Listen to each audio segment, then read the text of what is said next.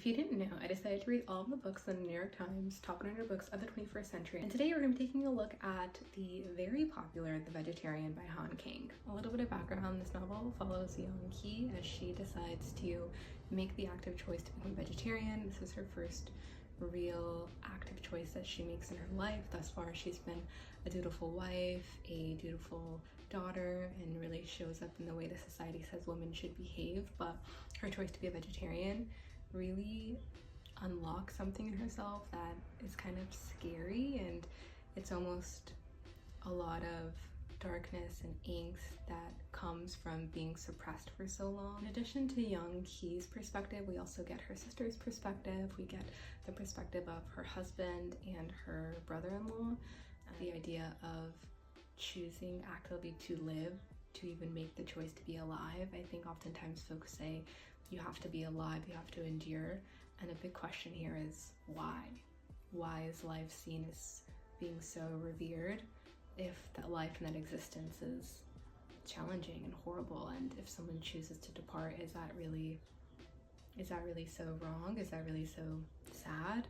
And it's a very startling question for most people, but I found it to be really honest and gut-wrenching.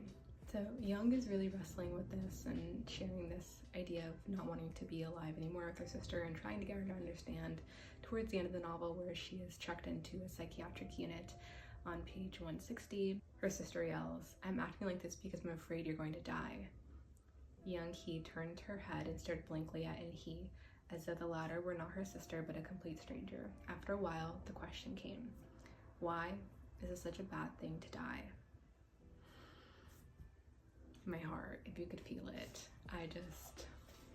Those questions are questions that folks don't ask often, and I think they're really honest, and I think the human experience can be really unbearable, and there's so much travesty in our world that for folks who decide they don't want to be on this ride, I don't blame them, and I don't actually think it should be seen as negative, and you should be forced to endure so much hardship just for the sake of being alive.